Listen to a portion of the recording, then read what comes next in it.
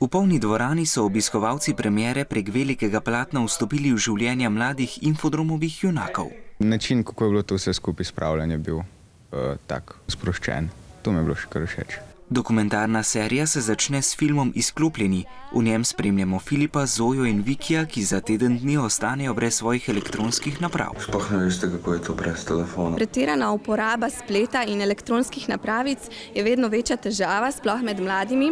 Zato se nam je zdelo zelo pomembno, da na to opozorimo na en tak zabaven, mladim, prijazen način. Neja Clarisa in Živa v filmu dvakrat pripovedujeta o tem, kako sta doživljali in še doživljata ločitev staršev. Najtežji del je bilo najti sogovornike, ker to je tema, o kateri je malo težje govoriti. Potem pa smo se morali z deklicami spoznati, pa s družinami, da so vsi vedeli točno, zakaj gre. Ko smo pa enkrat začeli snemati, se mi pa zdi, da je steklo, no. Film Kristjan je po nagradi Youth News Exchange tudi med finalisti na največjem mednarodnem festivalu otroških in mladinskih TV oddaj Prix Jeunesse. Film se mi zdi v redu, sploh tako, ko je na velikem platnu.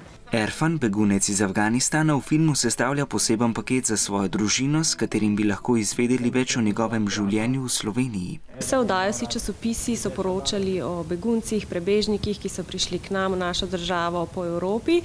Potem pa kar naenkrat smo vsi nehali poročati o tem. Meni pa se je zdelo pomembno, da izvemo, kako pa zdaj ti ljudje živijo pri nas. Včasih nekateri ljudi mislijo, mi smo drugačni, ampak to ni res in tako smo, ki vidi. Dokumentarno serijo pa sklene film Skok v počitnice, v katerem spremljamo Leva, Ambroža, Marka in Andra. Prav vse filme si boste lahko ogledali med zimskimi počitnicami.